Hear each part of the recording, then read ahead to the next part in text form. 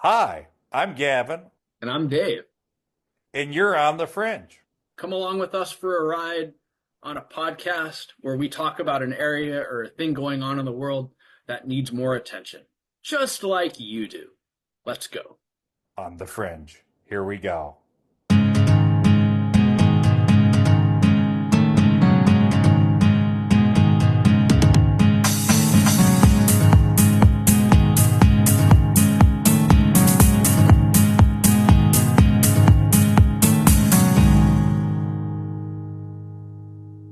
Hello, everyone. Welcome back to On the Fringe. So, today we are going to be talking about one of the militant groups in Syria. And the reason why I'm calling them a militant group and not a terrorist group is because the United States designated the East Turkestan Independence Movement as a terrorist group up until 2020. Since that point, they have not been designated as a terrorist group. So you're probably Also known, wondering, also known as the Turkestan Islamic Party. yes, the Turkestan Islamic Party. So you're probably wondering what Turkestan has to do with Syria and what is going on here. And we are going to go into a little bit of background about the Turkestan Islamic Party and why they are currently in Syria. So, first off, I'll just start off by saying most people at this point in the podcast are probably going, where the hell is Turkestan? And Turkestan is another name, or East Turkestan is another name for what is currently an autonomous region in China. And it's called the Xinjiang Autonomous Region. It's, I believe, geographically the westernmost province in China. It is massive. If you look at it on a map, it is just absolutely huge. It's one of the least densely populated autonomous regions in China. And the indigenous population of this region are called the Uyghurs, who are basically the easternmost branch of the Turkic peoples in Central Asia. So you sort of have a band of Turkic settlement extending from the Balkans and Eastern Europe all the way to East Asia and China, and it sort of peters out around Xinjiang. The indigenous population are Sunni, predominantly Sunni Muslims, Turkic speaking, and they identify as Uyghurs. Now, Dave, do you just want to talk about the sort of state of Uyghur identity under the PRC? Sure. So the identity of a Uyghur in China has been, I would say, under attack since the CCP took took largely took control of Xinjiang after the Chinese Civil War and after World War II. Hmm. And in the last 15 to 20 years, the Chinese Communist Party has pushed to eliminate a lot of the Uyghur identity within China. So the Uyghur people who are traditionally Muslim have their own religion, they have their own culture, they have their own food, they have their own way of life. And the Chinese government sees them as being threatening to the overall governance and structure of China run by the Communist Party. And this largely started after 2009. There was a quote terrorist attack in Urumqi where there was a bus turned over and a lot of the Uyghurs were basically protesting. There were conditions going on in Guangdong in the southeastern part of China in a factory where Uyghurs were not being treated well by the Han Chinese. There was a lot of blowback in the western part of China in Xinjiang, and basically, the Chinese government said, okay, we need to crack down on the Hmm. Uyghurs because the Uyghurs are destabilizing our country. So, in the last 5 years, China has largely made this province, Xinjiang, into a police and surveillance state.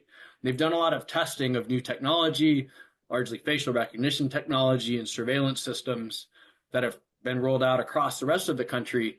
but it's kind of a playground for the CCP to set up a police state and keep tabs on every single person and what they do in Xinjiang. And And yeah, no, mhm, go ahead. I was going to say that people who violate the laws of the CCP in Xinjiang have been put into work or labor camps. And there are all kinds of articles about this. BBC did something, uh, VOA has done pieces. Virtually every major news organization has talked about these labor camps with Uyghurs. And the US actually passed a law, I think it was in 2020, that Hmm. basically bans any sort of cotton or product from Xinjiang being used in supply chains going to the Yeah, United States. because I think it's really important when we talk about Xinjiang not to beat around the bush. We're talking mass imprisonment. We're talking forced erasure of culture. We're talking people forced into labor camps. I would say on a scale that probably hasn't been seen since the Great Leap Forward. Mm-hmm. Um, just absolutely horrific, horrific stories coming out of Xinjiang. Now, this has caused many ripple effects. One of the main ones, and by the way, a lot of people consider this to functionally be a genocide, what's going on in Xinjiang. It's a very serious, very terrible situation. One of the effects has been to, I would say, uh, very rapidly radicalize large swathes of the Uyghur diaspora, and there is a Uyghur diaspora, um, to basically prefer some sort of armed response to what is going on in Xinjiang. Now, historically, there was an Islamic movement in Xinjiang, and that pretty much moved abroad by the late 90s, mostly by veterans of the Afghan campaign against the Soviets. So people who were pretty closely affiliated with the Taliban. Uh, this sort of solidified into a radical movement, mostly centered in Pakistan and Afghanistan. And when did they start calling themselves a TIP? They started emerging I think it was the early 2000s. I could be early wrong. 2000s, largely over the early 2000s, and they really started organizing pretty strongly. By 2013, they did something interesting. So their main focus up until that point in time had really been on the Afghan conflict, and they were actually fighting against US forces at one point in time. They shifted focus uh, to a battleground front far removed from East Turkestan.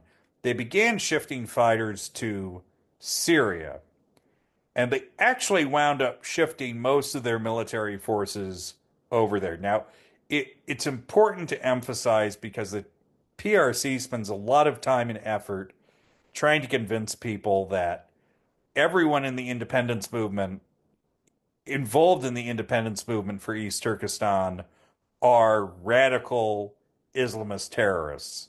They are not. They're a very small faction, but they're the most militant faction. Um, those fighters began gravitating, particularly as repression in Xinjiang got worse. They began gravitating to Syria and they began joining other religious radical groups fighting the government in Syria. And they have continued to do that really up until the events of the past month, which overthrew the Assad regime in Syria. And it's worth And noting that at the moment, uh, the Turkestan Islamic Party has about 1,000-ish fighters in the Afghanistan-Pakistan region, some of whom collaborate with the TTP or the Pakistani Taliban. Some collaborate with the Afghani Taliban, but they have 4,000 plus fighters currently in Syria, most of whom are closely affiliated with HTS, which is currently unofficially recognized to be the de facto government in Syria. So they are quite a pivotal force at the moment. Um, and do you just want to talk about the video that they produced a couple weeks ago? Yeah, so they've basically produced a video where they're getting ready to go back and take back Xinjiang from the Chinese. And I mean, it's a typical, I guess, propaganda video made Hmm. by a military group or a military organization that shows them being well trained and well armed, and they're all marching in step, moving toward the goal of liberating Xinjiang from the Chinese Communist Party. And I mean, it's a few thousand people. I don't see this actually coming to fruition. It's because of the Chinese government's investment into surveillance and into creating a police state in Xinjiang. Hmm. But I could potentially see more terrorist attacks from these guys on Chinese infrastructure. And if you go Eh, back, I think it was in 2016, they hmm. bombed the Chinese embassy in Kyrgyzstan. And as Hmm. China has built its BRI, Belt and Road Initiative, around the world, and they've built up a lot of ports and airports, these guys could be a thorn in the side for the Chinese in terms of just, okay, we're going to go and capture a port or we're going to blow something up and we're going to make life as hard as we can for the CCP. And I think as long as they can have money coming in, and a lot of their money has come from and come through Turkey, Hmm. that these guys are probably going to be a pain for the Chinese government. And I mean, they're in some ways going to be useful to HTS as well, to where, okay, we have a sizable force and we have military experience of not only fighting Assad, but also being able to develop and carry out attacks against a major country And if they're able to it's be also successful. very successfully. It's also worth noting that at the moment, uh, there is, again, unofficially, quite a lot of chatter that TIP militants are actively being integrated into what is going to be the Syrian army. So it looks like there's a deliberate strategy by the HDS to tie them into the incoming regime. But I have a feeling that you're absolutely right. They are going to be kept on as significant leverage. It's also worth noting that I think they view them as leverage in kind of a multidimensional way because right now it looks like they're not going to be as reliant on China for aid and development money in the same way that like the Taliban kind of are. So the Mm-hmm. Taliban in Afghanistan have actually cracked down on the TIP to an extent because they really are quite dependent on Chinese support for much of their plans for the country. They need that investment, they need that development from China. Syria is not in the same position. Currently, uh, there's been an influx of aid, mostly from the Gulf, but from other countries as well. It doesn't look like the HTS interim government is going to be in a position where the Chinese might start making demands. And they will keep these guys on. So if they need something from the Chinese government, they will be able to use this force as leverage. And Mm-hmm. I also agree with you. I don't think we'll see any significant attacks within Xinjiang. I'm not sure that's possible, really. I don't think at this point it's physically possible. However, do I think security at Chinese embassies is about to get ramped up? Oh, oh yeah. Uh, I have a feeling that diplomatic security is about to get very serious for a lot of embassies in a pretty broad swathe of the world. Again, the TIP, they're not rednecks with guns. They have not fallen off a turnip truck. They have been engaged in uh, international jihadi struggle for a very long time, and they have connections with Turkish nationalists. They have connections with sort of transnational jihadi organizations. They have definitely probably have access to some organized crime. They are going to be a threat. Now, are they going to invade Xinjiang? I think it's highly unlikely. Are they going to be a major factor going forward? I suspect so. And I look at it too, where these guys do have experience in overthrowing Assad, where they were actually part of the Hmm. forces that went into Latakia and Tartus They were in spearhead Syria. forces, yeah. So these guys know what they're doing. And I look at this, I'm not pro CCP at all, but I'm looking at this from the Chinese perspective, and they're going, this is a huge red flag that we are going to have to contend with Yeah. over the next probably 3 to 5 years at the very least, and then moving forward, where how are we going to protect our investments in not only the Gulf, but in Central Asia? Because they're Yeah. building a brand new railway right now from China to Uzbekistan that's going to be going through most of Xinjiang, Kyrgyzstan, and Uzbekistan. And it's part of their BRI. It's very important for the Chinese government to continue to build these huge infrastructure projects, not only for economic reasons, but for political reasons as well. And And it's an obvious target. it's a huge, huge target. Yeah. Yeah, so this is definitely one where we're gonna have to wait and see because this is I have a feeling this is far from the last time we're gonna hear from the TIP. And I Mm-hmm. suspect the next time we do, it will be much more demonstrative. Mm-hmm.